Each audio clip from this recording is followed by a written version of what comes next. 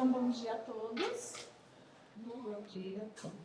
E eu gostaria de falar que a semiótica social é uma palavra conjunta que muitas poucas pessoas conhecem, mas é uma coisa que a gente pratica desde que a gente nasce. A semiótica social, ela fala sobre a comunicação de um modo muito amplo. A comunicação de olhar, a comunicação de expressão, de entonação, de interpretação. Dentro dos estudos da semiótica, um dos grandes pesquisadores da comunicação foi o Peirce. E o Peirce ele fala que existe uma ligação entre aquilo que a gente está vendo, o mundo, e aquilo que a gente está sentindo, que é o nosso mundo interno. E que quando esse mundo externo, ele atua no nosso mundo interno e a gente vai se comunicar novamente com o mundo externo, esse processo que é muito rápido e que a gente nem percebe porque a gente faz todos os dias, ele passa por um processo de cognição, interpretação e expressão. Por que tem livros que são incríveis? Por que são filmes que a gente nunca esquece? Por que a gente tem aquela lembrança de uma contação de história da nossa infância que a gente sabe inteirinha? E as músicas? Qual é a diferença de uma música que a gente não fixa a letra, e não estou falando de refrão, estou falando da letra mesmo, para uma música que a gente tem anos dentro da gente, que ressoa na nossa memória? Exatamente por causa da interpretação que a gente faz. Então, o que é essa oficina de roteiro? O primeiro passo dela é saber o que me afeta e que eu vou contar com verdade, o que eu conheço e que eu posso falar, o que me interessa e que eu posso pesquisar, e o que as pessoas que me rodeiam precisam ouvir, ou eu tenho interesse que elas saibam, ou que seja importante que todos saibam. Então existe nessa relação de interpretação várias coisas pequenininhas que estão ligadas à comunicação mais geral, mais ampla, que é ligado diretamente com o interesse. Porque não tem aquela história de que quando um não quer, dois não brigam? Não tem também aquela outra métrica que todo mundo fala que um bom livro é aquele que é lido, não é aquele livro que está na prateleira? Todo mundo tem referências de bons livros. Nós vamos falar um pouco sobre diversas coisas, depois nós vamos fazer um exercício e depois eu vou entrar com o script do que é, como fazer um roteiro, que eu vou disponibilizar para vocês. Vocês podem anotar se vocês quiserem, mas vocês também vão ter acesso, a gente vai deixar no link na Linktree do nosso Instagram, no nosso site da Via Cultural, e também quem quiser depois qualquer coisa entre em contato comigo, ou pelo Instituto, ou pelo meu arroba, né? Vou falar também do meu arroba de poesia. Eu faço um Instagram que chama Poesia Mínima. Poesia Mínima é um pouco para mostrar para as pessoas que a gente às vezes não precisa escrever um livro para dizer aquilo que a gente quer ou aquilo que a gente está sentindo. Às vezes uma frase e uma imagem, ou só uma frase e uma música resume tudo. Então, o escrever, o se expressar é que é o importante. Para roteirizar isso, por exemplo, eu sou artista plástica de formação e fui fazendo uma série de especializações e cursos e assim eu sempre gostei de estudar. Apesar de ser artista plástica, eu fiz letras também. E aí que eu fui conhecer a semiótica social, porque era uma cadeira dentro da faculdade de letras, dentro da filosofia. E eu me interessei a tal ponto que eu percebi que a semiótica estava interrelacionada com as artes. Porque a arte comunica. A arte fala da nossa geração, a arte fala da nossa permanência, da nossa materialidade, fala da nossa percepção de mundo. E a poesia e a escrita fazem parte de uma expressão artística. Então, como a gente roteiriza o nosso pensamento, a nossa arte, o nosso conhecimento? Todo mundo tem coisas que gosta, certo? Então, por exemplo, deixa eu perguntar para você, como é que é o seu nome? Karen. Karen, o que você gosta mais do que tudo? Sim, na vida. Na vida? O que você gosta? De bicho. Bicho.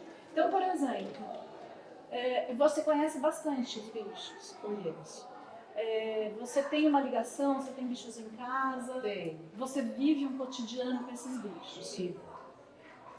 Então você vai escrever um trabalho, um textinho sobre animais. Tá. Porque é um assunto que você domina. Agora, como você vai escrever? O que é importante narrar, por exemplo? A convivência com eles. Então, o que a gente faz? A primeira coisa é achar o tema. O tema é animal. A segunda coisa é sobre o que, sobre esse tema, eu vou abordar. A abordagem é a primeira parte importante de um roteiro. Tá? Então, o tema é da onde a gente parte, mas a abordagem é o mais importante. Então, digamos que a abordagem é a convivência. Nesse texto que você vai escrever sobre os animais e que você vai falar sobre a convivência, o que exatamente... Porque a gente não pode contar um conto, um mundo inteiro. Isso pode virar um livro. Né? Você pode escrever uma crônica, um conto, um relato, uma narrativa. Né? Tem maneiras diferentes de se escrever. Então, depois que a gente escolhe a abordagem, a gente escolhe o formato. Pode até ser poesia. Né? A escrita, ela tem diversas linguagens dentro dela. Então você escolheu o tema, você escolheu a abordagem, aí você vai escolher o formato. Escolheu o formato. Como é que você vai redigir esse formato? Você vai fazer um esquema. Todo mundo passou pelo pré-primário aqui e a gente sabe o que é esquema. Né? Na escola, a pior parte do mundo era a gente ter que fazer aquelas dissertações e daí tinha que fazer os esquemas, enfim. Esse esquema, ele vai ser muito simples no começo. Vocês vão falar assim, como a história se inicia, qual é o problema da história, porque sempre no meio da história tem que ter um problema que é o que vai criar o interesse do leitor. Esse problema, ele pode ser um problemão, tragédia, drama, ou pode ser uma descoberta, uma felicidade, um encantamento. O que importa é que tem que ter um pico de interesse da pessoa que está lendo a nossa história. Aqui todo mundo já contou piada? Eu mato as piadas antes do fim. Eu não sei contar piada. Contar piada é uma arte. Aqui todo mundo já escreveu para alguém uma carta. Eu sou do tempo da carta de amor, né? Dos bilhetinhos. Então, todo mundo já escreveu para alguém alguma coisa, ou brigou, né, no WhatsApp, falando um monte de coisa. E a pessoa do outro lado não entendeu nada. Né? É difícil a comunicação escrita. Então, quando vocês forem falar o problema, vocês têm que pensar no problema que vocês saibam relatar. E pensar principalmente na pontuação. Porque a pontuação, ela muda o texto. Então, dentro do roteiro, você vai, nessa segunda parte do roteiro, que é o problema, vocês têm que saber exatamente para que lado vocês estão indo. É uma denúncia, é uma revelação. Então, a pontuação vai mudar tudo. E na finalização, que é a conclusão, a gente tem que ter a solução do problema, né? Ou a superação do problema, ou o final feliz sem problema nenhum. Né? Com tudo de bom acontecendo. Nesse formato desses 3 pontos, você conhece o tema, você já fez a sua abordagem, você já escolheu o formato do texto que você vai escrever. E aí você tem o roteiro das 3 partes principais. Isso a gente faz no começo, quando a gente começa a escrever, de uma forma mais simples. São pequenos exercícios. E esses exercícios, gente, é que nem andar, é que nem comer, é que nem tomar banho. A gente tem que fazer, de preferência, todo dia. Separa uma hora da manhã, porque assim, a gente escreve um livro escrevendo várias vezes coisas pequenas. E todo mundo tem uma história para contar. E todo mundo tem verdades que precisam ser ditas, ou que precisam ser memoráveis, ou que precisam ser lembradas. A possibilidade de roteirizar um texto, ela está muito ligada a roteirizar a nossa vida. Quando você roteiriza, escreve, desenha aquilo que você está sentindo, você consegue começar a entender melhor aquilo que está acontecendo na sua vida, aquilo que é realmente importante para você, né? Organizar a sua cabeça, organizar a sua memória, organizar a sua... Tudo é roteiro. O que eu vou fazer hoje primeiro? Aí eu acordo, tomo café da manhã. Nem sempre. Tem dia que eu não tenho vontade de tomar café. Não está no meu roteiro do dia. No roteiro do dia eu quero dormir até o meio-dia, porque eu estou super cansada, porque teve um evento na noite anterior. Mas no nosso roteiro comum do dia a dia, a gente tem uma meta para chegar na cama de noite. Quando a gente começa a organizar a nossa cabeça nos roteiros escritos, a nossa vida começa a ser roteirizada. Quando a nossa vida começa a ser roteirizada de verdade, não acidentalmente, a gente começa a ganhar tempo. Porque uma das coisas que mais me preocupa hoje é ouvir pessoas falando: eu não tenho tempo para ir num curso, eu não tenho tempo para fazer o que eu gosto, eu não tenho tempo para visitar minha família, eu não tenho tempo para estudar. Tempo a gente faz. Então, a proposta dessa oficina é a gente sair daqui com uma percepção de que a gente pode mudar o nosso tempo e a nossa comunicação, certo? A nossa comunicação hoje que a gente tem na internet é muito favorecida se a gente souber utilizar, criando esses roteiros, depois produzindo os nossos textos e divulgando os nossos textos. Por quê? Porque a internet a gente nunca sabe quem vai ler, quem vai conectar aquilo que a gente está falando e como isso pode ser importante para aquela pessoa que está nos lendo. E aí a gente começa a se sentir escritor, porque o escritor, eu estou aqui trazendo, vocês vão ganhar todos, isso aqui é a metodologia do Instituto, que eu fundei há 20 anos atrás, que trabalha com a educação cultural. A gente acredita, eu sempre acreditei, as pessoas que trabalham comigo acreditam que a mudança de hábitos, a mudança social, ela é intrinsecamente ligada à cultura. Nós temos processos de cultura que não são bem desenhados ainda. A gente tem processos educacionais que são falhos ainda. Então, se a gente puder fazer parte de uma roteirização, de uma escrita, de uma fala que ajude as pessoas, a gente está criando uma sociedade mais comunicativa, mais participativa e mais autônoma, que eu acho que é o principal.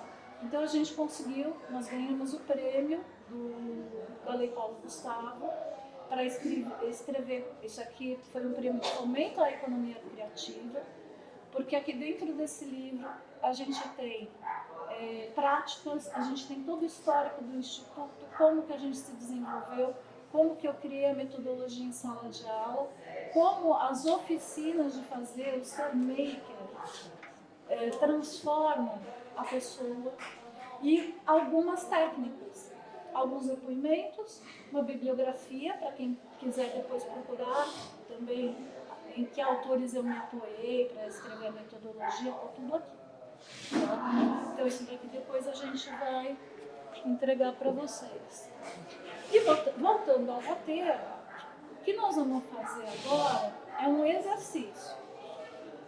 Eu vou propor para vocês que a gente pegue o material que tem aqui do lado, lápis, papel, caneta, o que vocês, lápis colorido, o que vocês se sentirem melhor. Isso também é uma prática lá do Instituto. A gente oferece diversos materiais.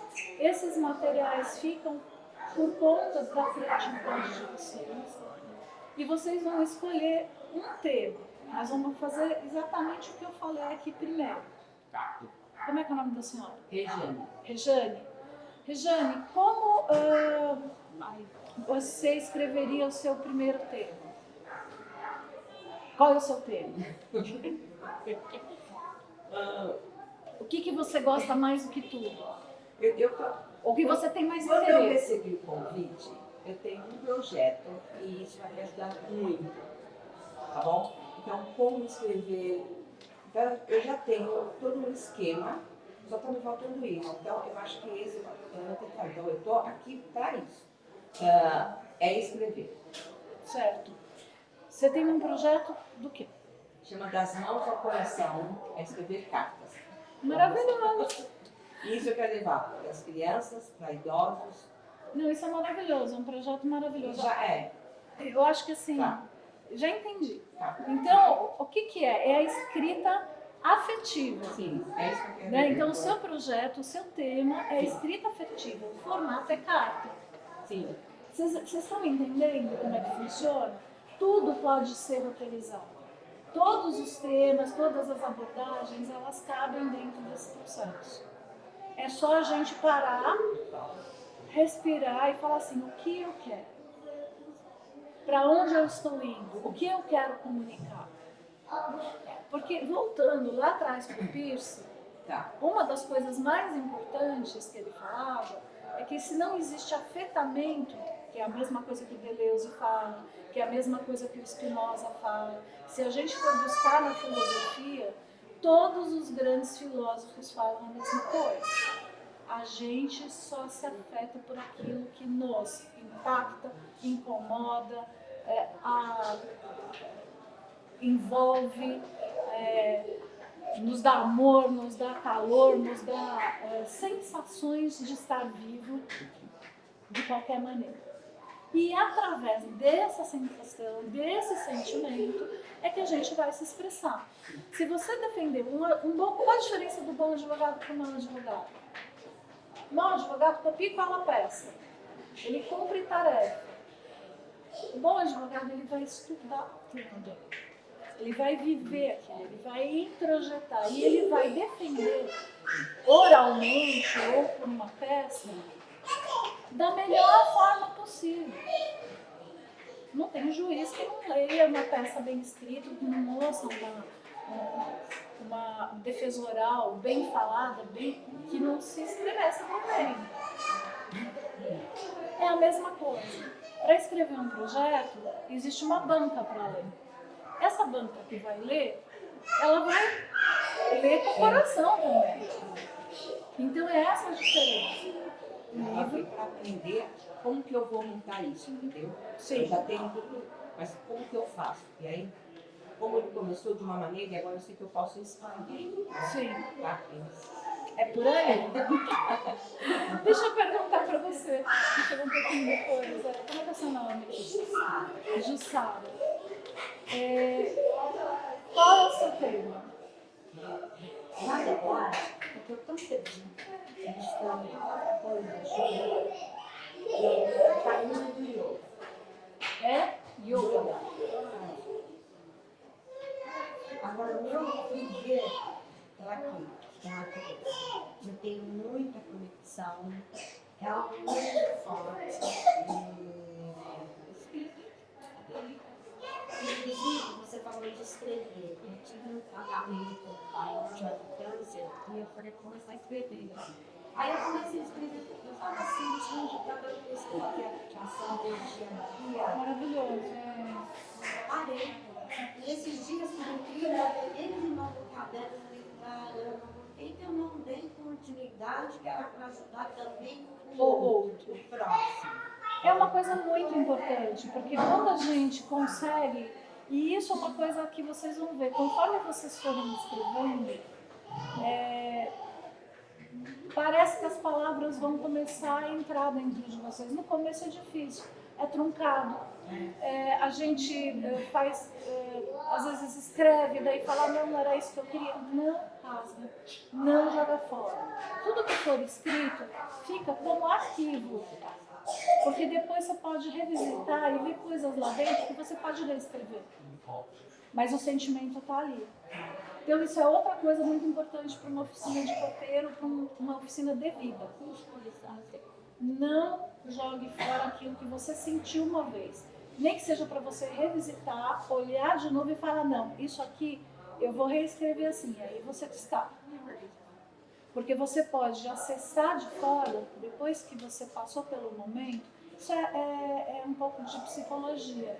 Né? A gente tem aqui uma psicóloga presente, né? A Jasmine, ela deve concordar comigo. A gente pode, né, quando a gente passou por um trauma, a gente passou por um ápice de problema, por uma escrita, por um começo de livro, por um início de projeto, e a coisa meio que ficou complicada, claro, deixa o tempo passar, vai continuando a fazer as outras coisas. É que nem ler um livro de novo, né? Exatamente, assistir um filme pela segunda vez, a gente relê. E aí a gente aprimora.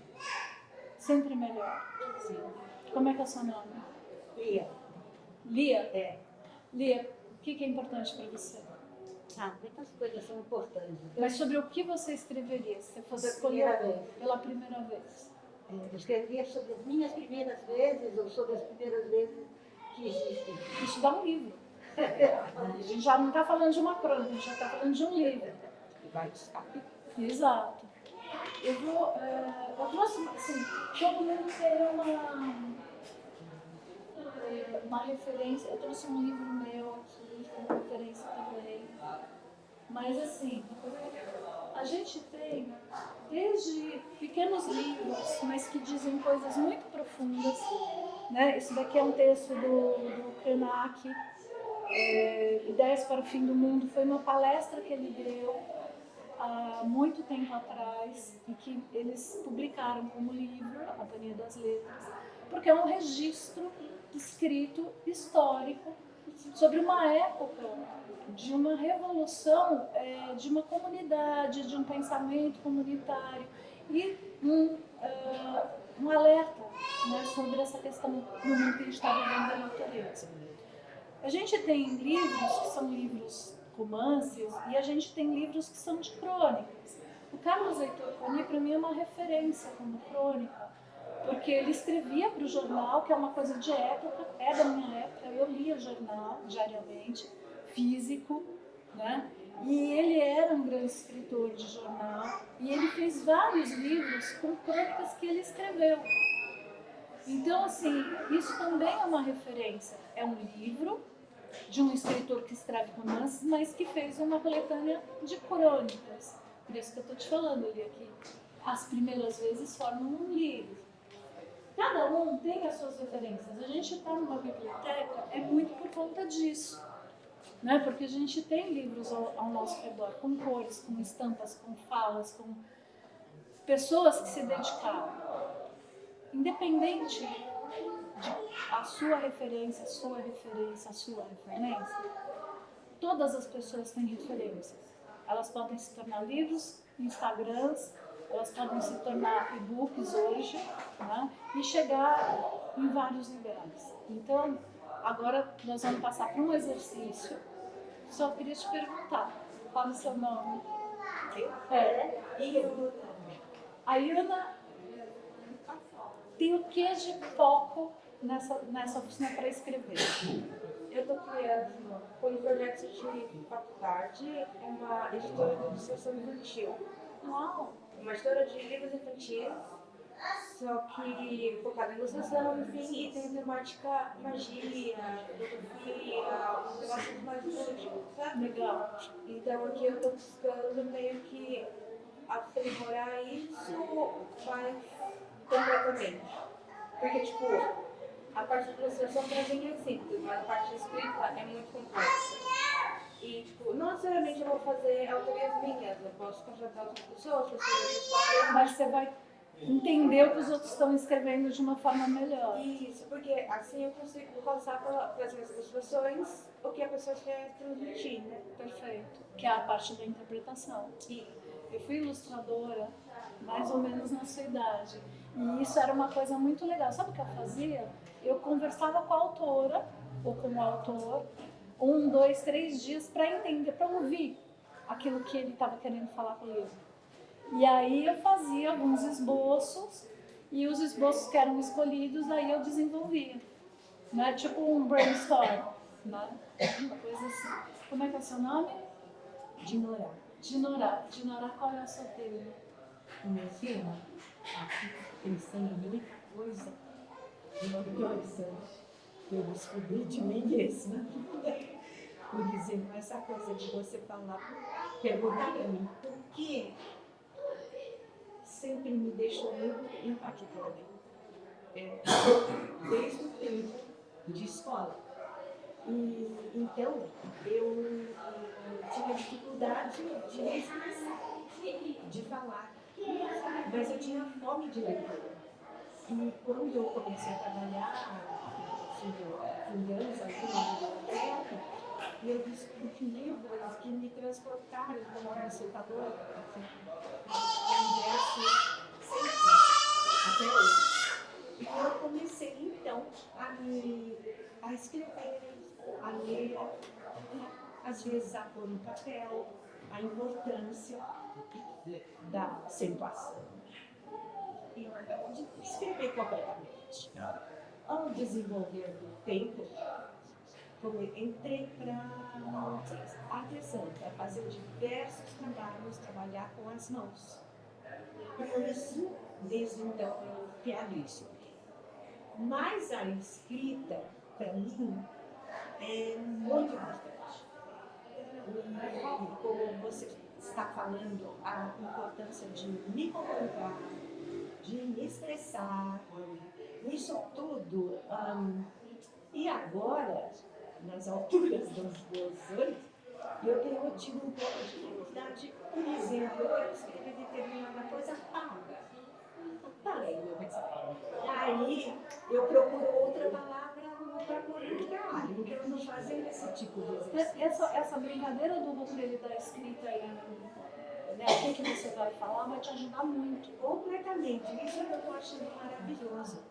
Porque eu faço assim, um tema, escolhe um tema, ali, vou desenvolver, né?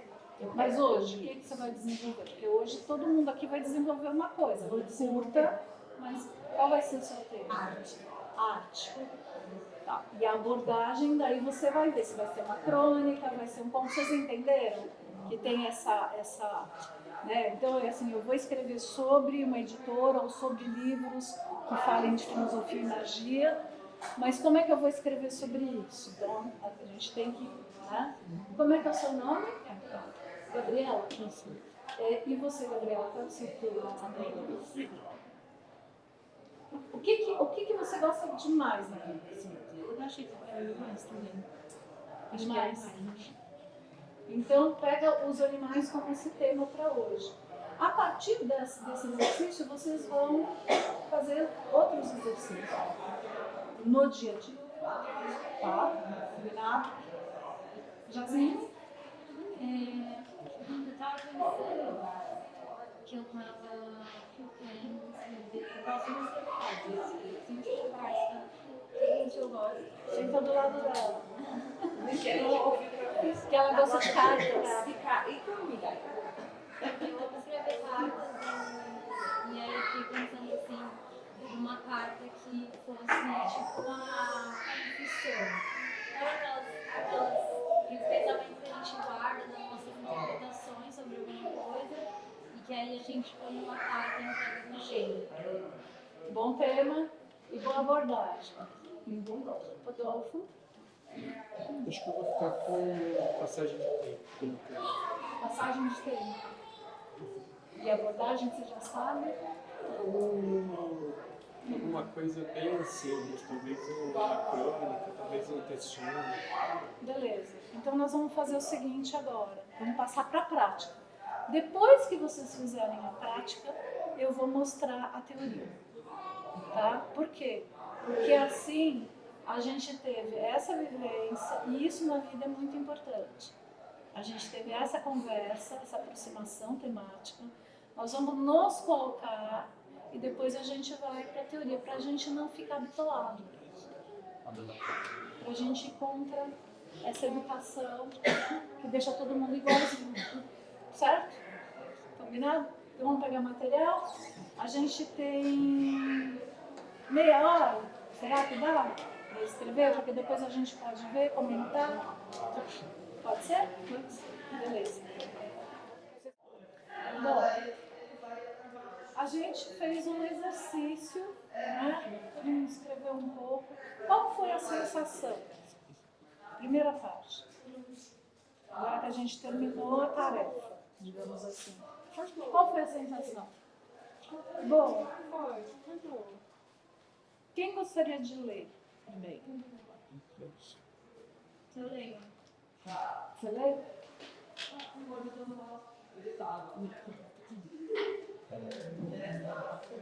Bom. Você não quer vir aqui? Fernanda, aí a gente... Não, vou ler primeiro, depois eu explico, né? Acho que é melhor. Cartas para a Melissa. 12/4/2025. Querida Mel, escreva essa carta, pois você me movimenta. Depois de ouvir tudo que tinha a dizer sobre nossa história, seus pensamentos, amargor, tristezas, buscas e interpretações que cozinharam por anos em salas de terapia e tardes de solidão, pude enxergar um espelho. E assim como um espelho, você me contou como viu de frente que nossa relação é e foi. Me senti impotente. Como ter voz em algo tão bem construído sobre o que vivemos? Eu estava lá enquanto você tecia a nossa história, mas eu não estive quando você precisou se sentir acolhida, amada e acompanhada. É difícil passar o meu lado nisso tudo, pois por muito tempo tentei explicar, expressar e não me senti ouvida, muito menos compreendida. Eu fiz uma escolha. Te abraçar em suas dores, pedir perdão pelas minhas faltas e excessos, pois você vale muito. Eu sinto muito pela história que construímos. Agora estou aqui. Com carinho de coração, Maninha Nirli. Essa é uma carta que eu escrevi para minha irmã. Só que aí eu fiz como se fosse um livrinho para poder escrever várias cartas para ela. Muito legal. Quer dizer, ela pegou o tema, que é uma sensação do que ela teve. Ela escolheu não só a abordagem, que é a abordagem carta, né, como também o formato. Começo, meio e fim. Né? Ela fala oi e ela termina se despedindo. Formato de uma carta. Certo? Obrigada, Jasmine. Mais alguém quer ler? Aí eu quero continuar com o que ela fez. Como eu disse, eu estou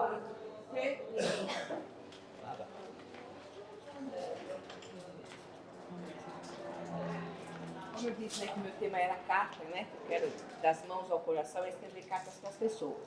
Então eu estou montando um projeto que já, treinamento, agora eu quero apresentá-lo. Então eu coloquei aqui, como ela disse, é o tema abordagem formato. O tema eu vou abordar muito as emoções. E aí essa emoção da pessoa quando recebe a carta, a emoção de quem está escrevendo, porque quem vai receber é uma surpresa, às vezes não está esperando isso. Hoje em dia, quem é que recebe carta? Quem é que recebe cartão de Natal, como eu recebia da minha avó? É muito. Então a surpresa é isso que eu quero. É muito importante. Então é isso que eu quero que faça. Então é a surpresa.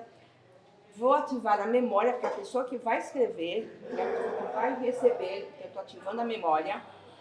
A interpretação, que aí você, quando você pega a carta, vai ter a letra, o desenho e as cores.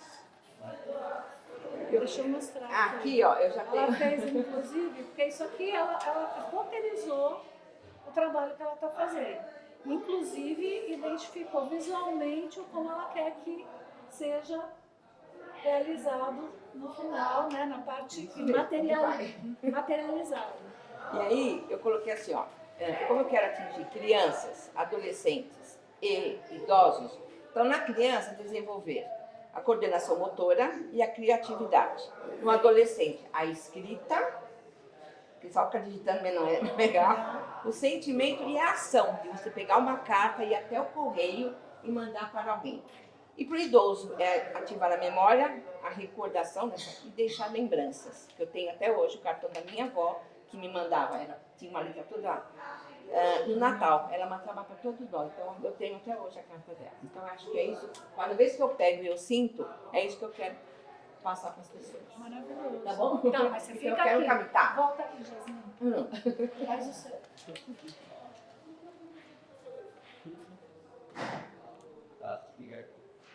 Nós temos duas pessoas que trabalharam no tema carta, com resultados da mesma explicação que eu dei, totalmente diferentes. Mostra diferente.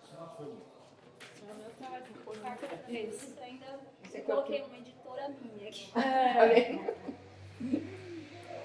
O nosso imaginário é maravilhoso. E aquilo que eu falo do WhatsApp, gente. Eu posso escrever uma coisa e a pessoa lê outra. Sim. Né? E quando a gente trata um tema, né, uma ideia, cada um vai ter a sua resposta. E isso que é maravilhoso. Porque por mais que a gente esteja aqui fazendo a mesma coisa e tendo a mesma proposta de ação, de atividade, cada resultado é um diferente do outro. Certo? Obrigada. Obrigada. Bem.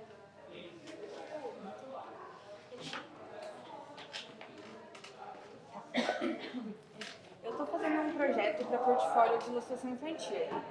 E aí eu tinha as ilustrações, só que eu não tinha história.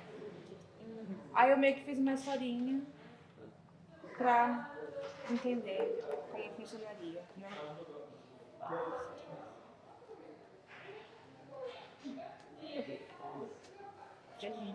Ó, a historinha da bruxinha ainda não tem um tema, um título específico, mas é assim. Lila é uma bruxinha solitária. Ela está começando a viver só agora. Durante o dia, ela estuda magia e tenta praticar, às vezes sem sucesso, mas aos poucos ela vai pegando o jeito. De noite, ela gosta de andar pela floresta, ir atrás das fadinhas e brincar com os animais. Com o tempo, a bruxinha vai aprendendo a viver, apesar das dificuldades. Ela vai evoluindo, mesmo que não perceba, mas com certeza as pessoas ao redor conseguem ver. Aí é isso, a historinha por enquanto. Legal. Vamos fazer uma leitura rapidinho? Ó, posso? Pode. História da bruxinha. Lila é uma bruxinha solitária. Está começando a viver só agora. Durante o dia, ela estuda magia e tenta praticar, às vezes sem sucesso, mas aos poucos ela vai pegando gosto. De noite, ela gosta de andar pela floresta, ir atrás das fadinhas e brincar com os animais. Com o tempo, a bruxinha emotiva vai aprendendo a viver, apesar das dificuldades, ela vai evoluindo, mesmo que não perceba. Mas, com certeza, as pessoas ao redor conseguem ver. Pontuação. Tá? Olha como mudou. É outra história. A história tá bonita, a história tá certa, tem começo, meio e fim. O que você precisa agora é pontuar. Fazer a melodia acontecer. Entendeu? Tá lindo. Mais alguém quer ler? Venha.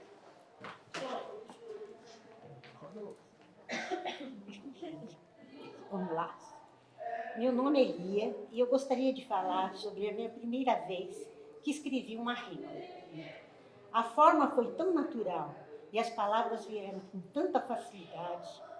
O primeiro ano primário, numa escola pública, na transição da cartilha Caminho Suave para uma nova sistemática, no final do ano letivo, a última lição era escrever uma rima. Consegui. A pomba. Pombinha branca do meu coração. Botou um ovinho e caiu no chão. Eu tinha 7 anos de idade. Isso é lindo.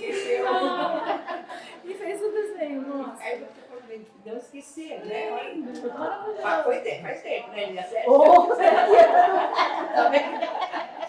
Eu sou amiga dela, depois você vai Quem brincadeira, tá mais? bom? Quem mais? É. Você ou você? Quer ir lá? pra você me quer. Vem. Tem que falar. Você não falou quantos 15 anos faz que você tinha Não, 7 anos? Não tem problema. Não tem problema. A gente agora fica imaginando. Pronto. Meg Quase Smith.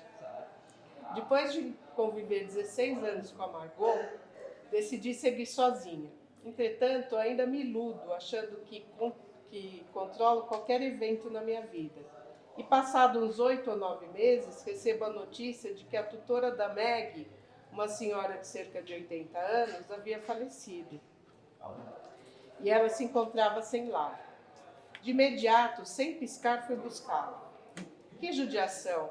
Ela estava triste no fundo de um quintal, cheia de pulgas, acorrentada na casa da ex-tutora, da ex-cuidadora, no meio do Heliópolis. Quem iria pensar que, ao me ver, ela iria se lembrar de mim? De imediato, seus olhinhos se acenderam. Vambora, menina, agora somos nós duas e o mundo. Já no carro, fiquei olhando pelo retrovisor aquela fulaninha de 10 anos e a ficha começando a cair. Meu Deus, quais manias e maus hábitos você trará? Macaco velho aprende novos truques, sim, mas não todos. Karen, agora é relaxar e aguentar, não tem mais jeito.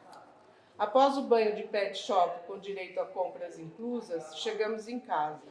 E ela lindamente correu para o quintal fazer o que eu temia que não soubesse fazer direito. Ufa, qualquer outro problema que houver não será maior do que esse. À noite, já aconchegadas no sofá, resolvi assistir a um filme que versava sobre um policial e um cachorro. Assim que o cão apareceu na tela, Meg pulou do seu canto no sofá e correu até a tela embasbacada com o cão. Cada vez que o cachorro aparecia, ela vidrava os olhos na frente da TV. Será possível que esse ser assiste TV? Resolvi colocar num desses programas de natureza, onde aparecem vários animais. E aí ela enlouqueceu de vez frente a tantos animais diferentes. Claro que comecei a ensinar os nomes. Cavalo virou pocotó, galinha cocó, elefante fanfã. E ela achou graça e aderiu à brincadeira dando latidinho antes de eu dizer o nome. Como não sou de brincadeira, resolvi subir o grau de dificuldade e comecei a trocar os nomes, errar de propósito. E não é que a Meg me olhava com cara de reprovação? Eles nem precisam dizer nada com palavras. Seu olhar e trejeitos dizem tudo.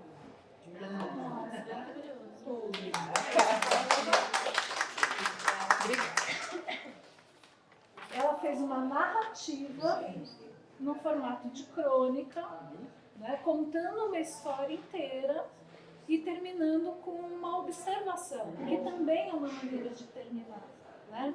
Da mesma maneira que você terminou, né, com uma informação assertiva de que as pessoas iam ver, né, o que ela estava fazendo, ela terminou de uma outra maneira, mas também com uma afirmação. São maneiras de terminar que fecham o texto, certo? Maravilhoso, obrigada. Tem toda a narrativa bem... Adorei. Aliás, tem que bater palma para todo mundo, Sim, viu? todas. Vamos lá. Continua. Vamos lá. Eu acho que depois disso eu vou fazer a apresentação, a não ser que alguém queira realmente mostrar o que escreveu. Não? Depois pode mostrar para mim, tá? Porque senão a gente perde o horário da biblioteca também. Na verdade, eu fiz sobre arte. Certo. Falar. Arte, o que é? é a expressão máxima de pôr para fora o sentimento. Arte ao ler um livro, interpretar e vivenciar. Arte em pintura. Sentir as cores, desenhos, técnica a usar, realizar. Arte em bordar. Enxergar a beleza do tema desenho, cores e espessura de diferentes fios e, ao terminar, perceber a capacidade colocada na finalização do trabalho. Arte de ser dona de casa. Realizar trabalho cotidiano com prazer e se permitir, às vezes, a arte de nada fazer. Naquele dia, num determinado dia. Arte de buscar projetos, tais como os aqui encontrados na Biblioteca Raul Bopp, e principalmente a arte em fazer amigos e, o melhor de tudo, nos surpreender com as histórias das diversas pessoas. E vocês, descobriram a arte que te faz feliz? Muito legal, muito legal. Gente, uma narrativa questionadora, um texto curto, num formato também de crônica, mas que informa aquilo que ela tem como janela para o mundo, que ela vê arte em todas as coisas. Então, assim, muito bom. Mais alguém ou eu posso passar para a apresentação?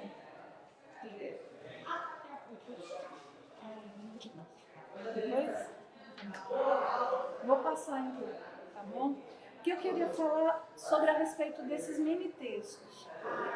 Eu tenho certeza que mesmo aqueles que a gente ainda não ouviu, por conta até do horário, são tão interessantes quanto esses que a gente ouviu e que têm particularidades da vida de cada um de vocês e de como vocês pensam. Porque assim, o nosso cérebro, ele funciona de acordo com as nossas experiências. E conforme a gente vai acumulando experiências, eles vão se transformando. Agora, o que vocês trouxeram, com certeza, se a gente fizer uma oficina de novo, aqui, daqui a um ano, vai ter muita coisa de vocês, mas vai ter muita coisa diferente na maneira de escrever. Porque é essa a utilização do tempo que eu proponho para vocês. Que vocês aproveitem o tempo de vocês e exercitem a escrita, criando esses roteiros diários para tudo na vida de vocês. O caminho que vocês vão fazer, roteiriza mentalmente. Por onde eu vou, por onde eu passo e aonde eu vou terminar. Isso vai economizar tempo e vocês vão conseguir escrever mais. Roteirizem as compras do supermercado para não perder alimento. Roteirizem a visita à família, né, aos amigos. Passar a mão no telefone e não ligar para alguém que vocês não falam um monte de tempo e gastar 10 minutos. Tudo isso é roteiro. Tudo isso é roteiro. Né? Então agora eu vou mostrar a parte teórica, que vai estar no link para vocês. Toda vez a mesma coisa, tá bem?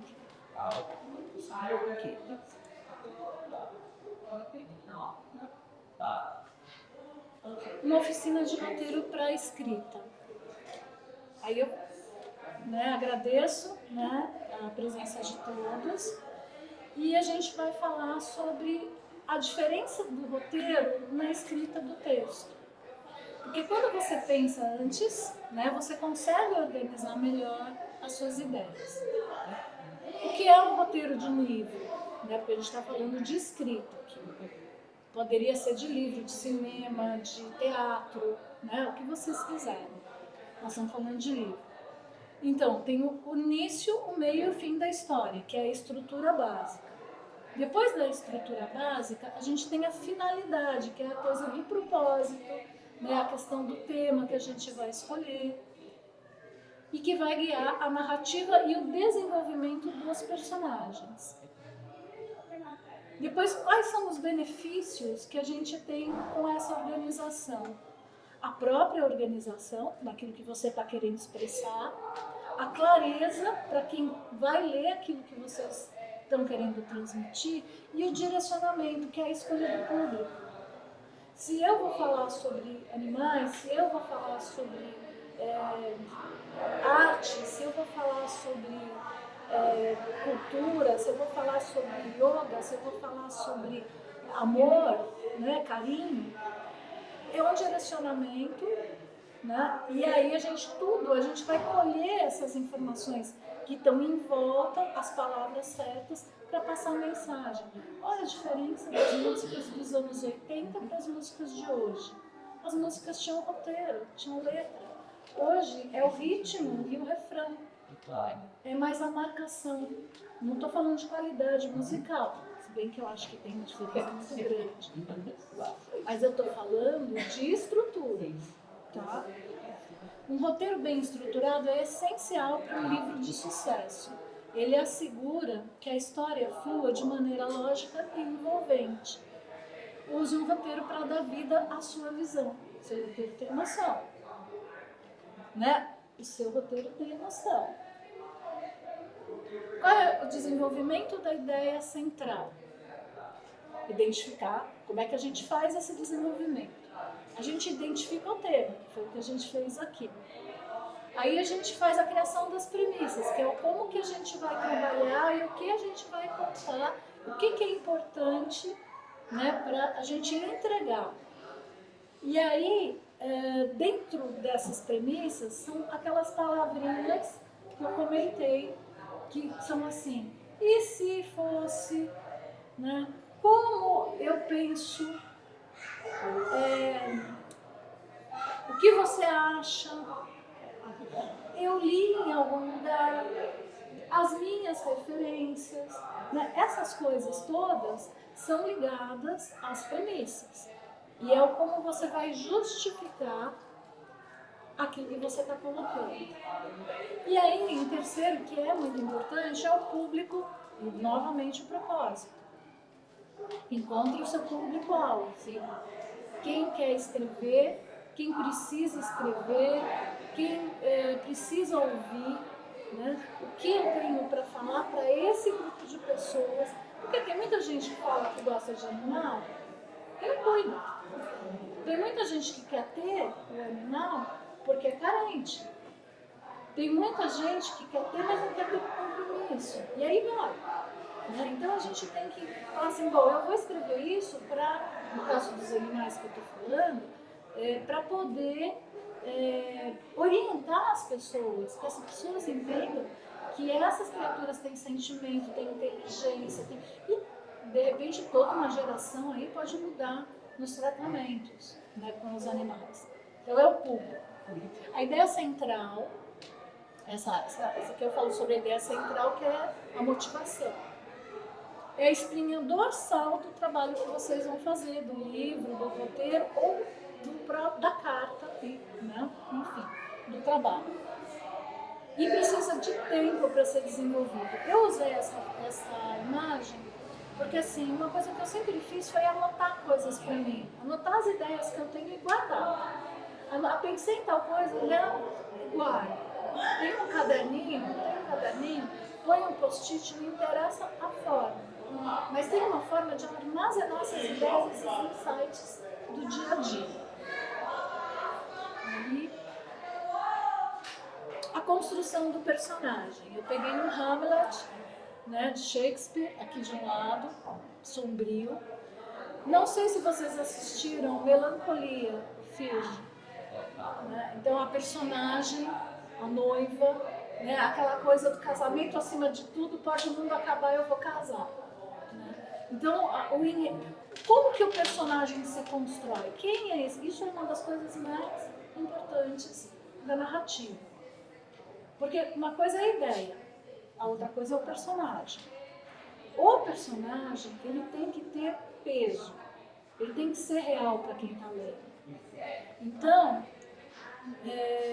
depois que a gente define os personagens, a gente tem que fazer que os personagens sejam tridimensionais. O que é o tridimensional? A gente tem que sair da telinha, a gente tem que sair do papel, a gente tem que se olhar no espelho e falar, se eu fosse essa pessoa, como é que eu seria? A gente procurar a gente na rua. Olhar para uma senhora, olhar para uma moça, olhar para uma menina, para uma criança e falar, isso eu posso usar para o meu personagem. A gente vai começar a construir uma galeria real, tridimensional. Tá no parque? Achou alguém interessante? Como ela se veste, como ela senta, como é que é o corte de cabelo. Isso vai apurar a visão, a percepção de vocês. Aquela pessoa esquisitíssima na fila, grosseira, ela pode ser uma excelente personagem. Quais são as características? Como é que a cara se fecha? Né? Porque a cara se fecha com uma pessoa chata, nervosa. Né? Como é que fica a expressão? Como é que fica o corpo? É para dentro, é para fora? Observem. E aí vocês vão criando personagens tridimensionais para criar a história mais real. A trajetória do personagem é importante. O personagem, ele é bom, ele é ruim, ele é normal, como é que ele atua.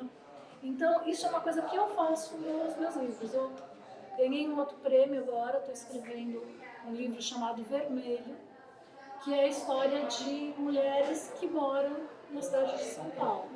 E elas vão se esbarrando. Cada uma tem uma idade, cada uma tem uma vida. Antes de eu começar a escrever o livro, eu criei as personagens. Tá? Então, eu sei que uma tem cabelo curto, a outra tem cabelo ruivo, uma é magra, a outra é gorda, a outra é alta, a outra é morena, a outra... Eu formei as minhas personagens antes. Aonde elas iam morar, se ia ter gato, se ia ter cachorro.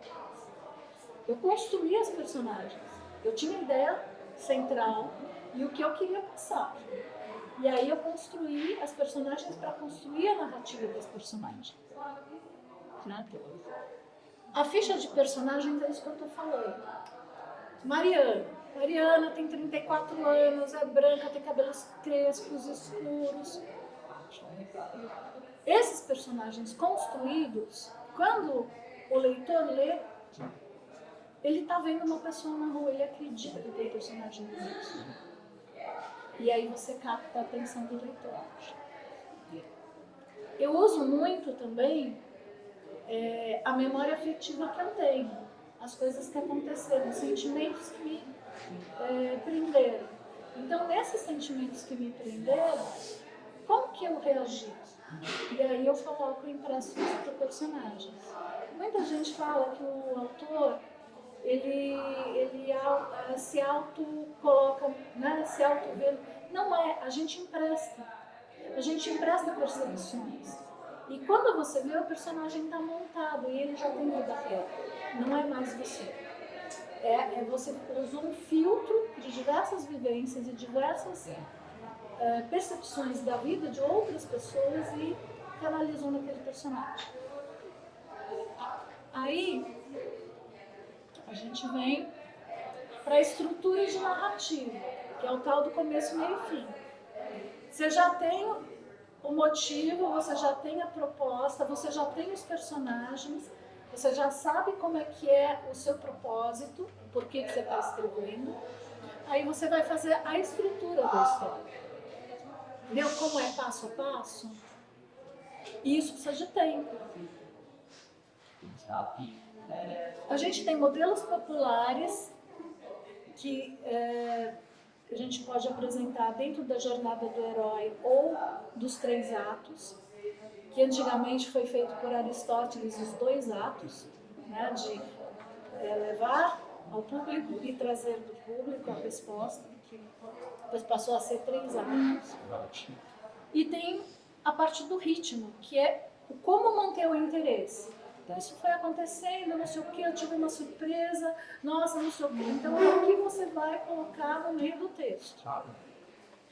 Essa estrutura narrativa, é o esqueleto da história. E quando eu falo estrutura narrativa, gente, pode ser poesia.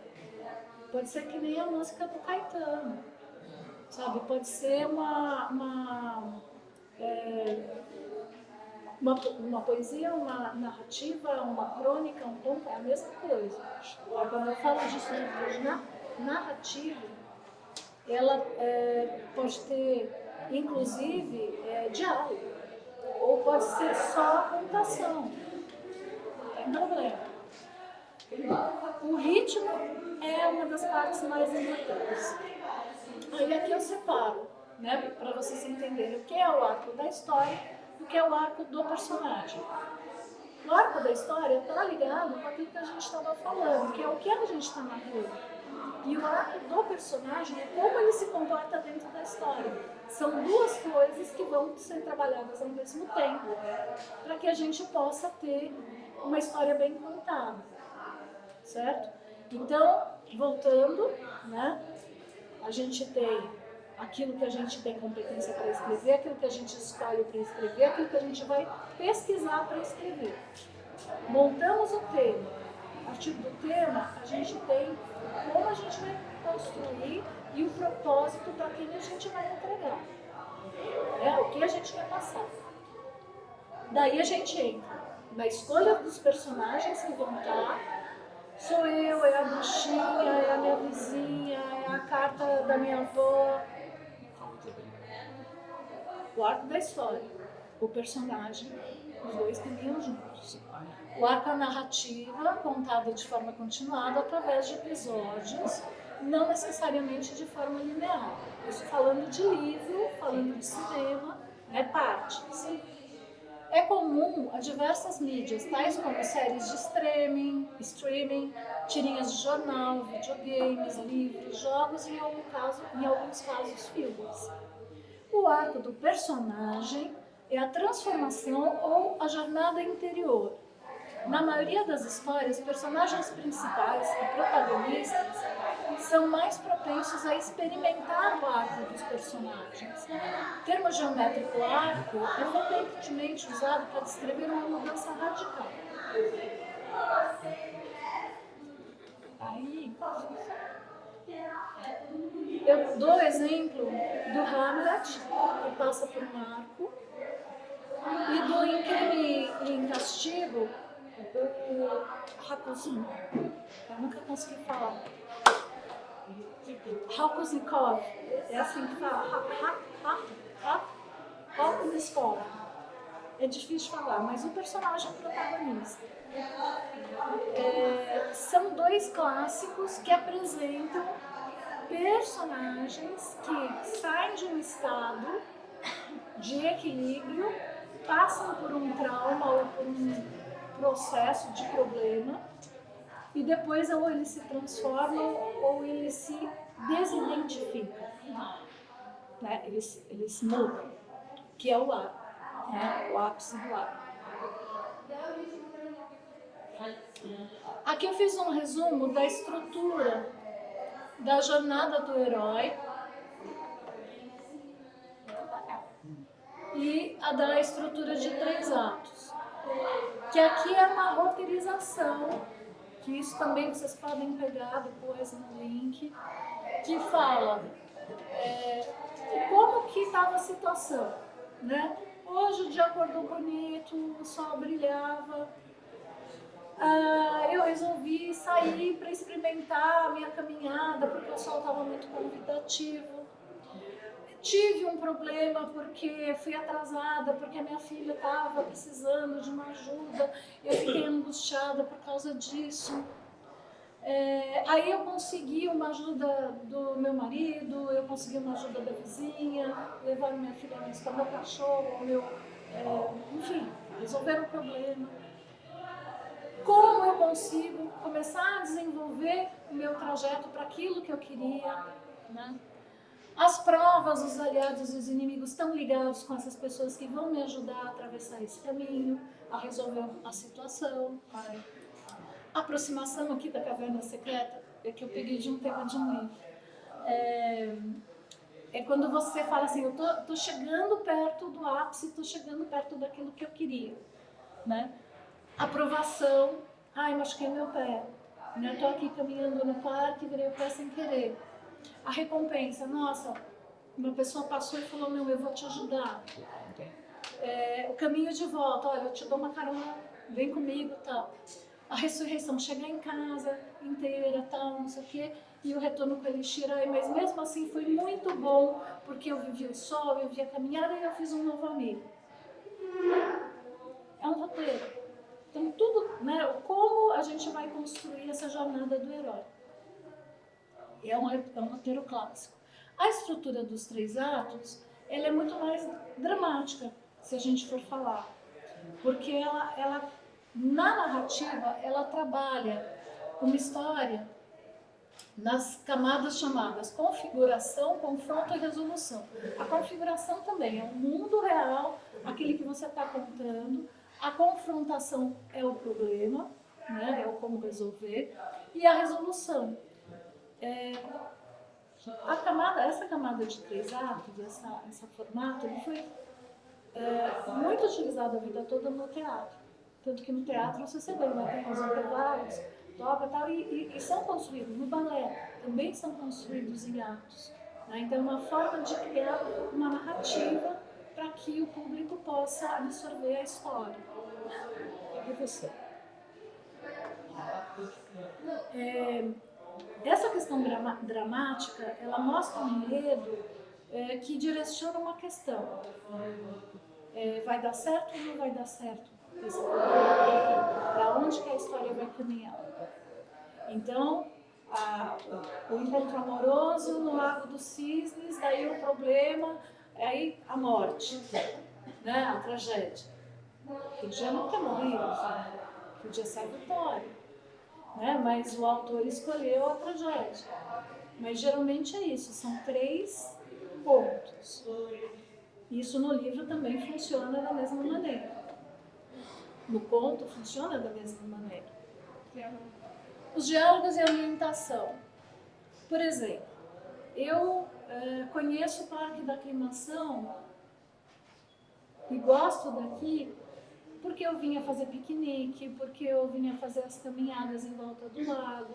Eu tinha um costume de fazer aula de pintura aqui perto. E aí depois eu vinha caminhar antes de voltar para casa. Então assim, a gente tem uma escolha às vezes de uma ambientação. Então, por exemplo, a minha personagem, uma das personagens, pode morar na Aclimação, pode caminhar no parque, porque eu conheço. Eu sei que no outono é muito, venta muito, eu sei que tem mais pó, eu sei que durante o verão é muito fresco por causa da água do lago. E assim você vai construindo essa ambientação. Então, se você mora, por exemplo, do lado de um rio, ou se você mora num prédio de 6 andares que não tem elevador, ou se você já foi num lugar desses, você pode incluir isso na sua narrativa. E aí isso passa uma veracidade do trabalho que você está escrevendo. Então, tanto o diálogo como a ambientação são partes importantes do roteiro. Os diálogos têm que ser sobre coisas possíveis e risíveis. Ou, se for uma narrativa, se for um roteiro fantasioso, fictício, assombroso, ficcional, você também tem que criar recursos no seu portfólio, no seu dia a dia, para poder fazer essas narrativas. Porque daí elas vão fazer sentido também para quem está lendo. Eu quero escrever sobre ficção, eu vou ver filmes sobre ficção. Né? Eu vou em exposições que artistas façam obras arrojadas, porque daí vou procurar arquitetos que façam obras arrojadas. E nisso eu vou criar o meu portfólio para eu poder escrever sobre ficção. As descrições imersivas de cenário de época, ou no caso de detalhes assim perceptivos, sensoriais perceptivos, é assim: o chão era encerado, o cheiro da cera passava pela minha pele. Eu não só sentia aquele perfume dentro de mim, eu senti em volta de mim. A luz daquele ambiente era calma, era tépida e não me deixava sentir frio, mas me dava um pouco de calafrio. Eu tinha uma sensação de solidão enquanto eu atravessava aquele hall de paredes enormes e aquele cheiro que era maior do que eu. Onde estavam as pessoas? Por que era tão escuro? E essa luz que entrava? Então, quer dizer, tudo isso, os móveis, eles tinham um pouco de poeira. Eu podia ver. Através das janelas, os vidros do lado de fora, eles eram embaçados. Por que ninguém limpava? Que lugar é esse? Porque eu recebi esse convite e eu não tinha essa expectativa. Será que eu estou vestida adequadamente? Porque eu estou de tênis, né, uma roupa comum, e esse ambiente é um ambiente tão formal. E aí por aí você vai. Então você vai criando uma narrativa que a pessoa vai pensando nesse espaço em que você está transitando. E existe um equilíbrio entre a narrativa e o diálogo. No trabalho desse textinho, desculpa da Karen, eu percebi que ela tinha feito a narrativa e o diálogo, porque ela falava com a cachorrinha. Vocês perceberam isso? Tinha horas que ela falava da percepção dela e tinha horas que ela se colocava, interagia com o animal. Então, assim, isso é um equilíbrio. A narrativa, ela pode ter esse equilíbrio porque ela vai trazendo mais para perto o texto. Não fica simplesmente uma coisa que é relatada. Né? Por fim, eu trago uma coisa que é muito importante. Quando a gente está fazendo um roteiro, depois que você construiu a história, os personagens, a narrativa, tudo certinho, escreveu, você tem que fazer uma revisão. Aquilo de, agora eu vou deixar, eu vou dormir, agora eu vou passar uma semana, amanhã, quando eu estiver acordada, porque a gente escreve de madrugada, né? Eu escrevo. Aí no dia seguinte eu vou lá, nossa, quanto erro, meu Deus, nossa, pulei palavra. Né? Então, fazer a revisão, identificar as falhas, perceber aquelas gorduras de texto, que tem gorduras, né? Às vezes a gente escreve coisas que não são necessárias. Às vezes a gente troca de lugar um parágrafo inteiro. Não, isso aqui pode vir depois. Isso faz parte da revisão, da identificação do que pode melhorar no texto. Depois o feedback do leitor. Antes da gente levar para os outros, alguém que a gente confie. Pode ser um amigo, uma vizinha, a filha, o irmão. Pode ser um amigo que gosta de escrever também. Olha, eu queria que você desse uma lida nesse texto e me falasse o que você acha. A pessoa vai te dar, ela gosta de você, ela te conhece. Por isso que é importante, mais importante do que um revisor profissional de livro, que é importante ter também, quando a gente vai lançar um livro, um estudo, uma pesquisa, antes é legal ter um revisor que seja amigo. Porque daí você vai acreditar no que ele está te falando também. Manda isso para a pessoa vai falar, nossa, tá demais, tá, não sei o quê. Aí você fala, tá bom, tá demais, mas tem alguma coisa que você mudaria?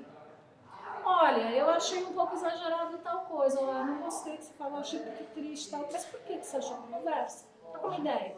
E aí, se você achar que é aquilo mesmo, mantenha. Mas você tem uma opinião do lado de fora antes de você seguir. As ferramentas digitais. Gente, a gente tem o Word, a gente tem o Copilot agora, que está aí para ajudar. Às vezes eles fazem coisas erradas, mas na maioria das vezes, quando você bota o corretor, você usa um programa de ortografia que pode entregar uma leitura mais legal. Até porque as pessoas hoje não sabem mais ler direito, não sabem mais escrever direito, e a prática da leitura correta ajuda o conjunto das pessoas a acostumarem a ler melhor. Porque agora é S, é K, é KKK, né? E aí você não sabe mais o que você está falando, é emoji, né? Então, ler é muito importante. E para finalizar, a conclusão agora da apresentação é o resumo daquilo tudo que eu falei no começo e que vocês viveram. Tá? Então é assim, relembrar as etapas dessa oficina, por onde eu começo e o que eu quero entregar. Segundo, conselhos para iniciar a escrita. Sempre questionem com vocês próprios. O que eu faria? O que o autor que eu gosto faria? Que conselho eu me daria na hora que eu for abordar esse tema? Porque tem coisas que eu falei no escrever, que teve ontem, e assim, tem coisas que a gente gostaria de falar e não pode. Tem coisas que a gente tem que entender melhor para falar. Né? Tem coisas, então, se dê esses conselhos, se escute. Né? Então, eu estou sendo verdadeira comigo, é isso que eu estou fazendo de melhor? É esse tema mesmo que eu quero abordar? Então, como que eu vou fazer para eu conseguir o melhor resultado? Quem vai estar comigo para me ajudar nesse processo? Tá? Então, esse processo do aconselhamento interno e externo é muito importante. E, por fim, os estudos. Se eu não sei alguma coisa dentro do tema que eu estou falando, eu posso pesquisar na internet, eu posso pesquisar em qualquer lugar e descobrir aquela coisa que me falta para que eu possa fazer o meu trabalho da melhor forma. E para ser feliz, né, gente? Porque a gente não escreve só para o outro, a gente escreve para ser feliz. É a realização que faz a gente querer trabalhar com um tema e querer escrever para alguém ler. É a gente se realizando. É a busca da nossa felicidade também. Certo? Então, é isso que eu queria deixar com vocês para seguirem a gente, né, o nosso site, a nossa rede social, que aí vocês podem achar YouTube, Instagram, Facebook, né, é só procurar Instituto Via Cultural. E o meu Instagram, que é o Poesia Mínima 2023, é poesia.minima.2023. E eu vou convidar vocês agora para ganharem um livro, que é o livro da metodologia do Instituto Via Cultural, que permitiu a gente também estar aqui hoje.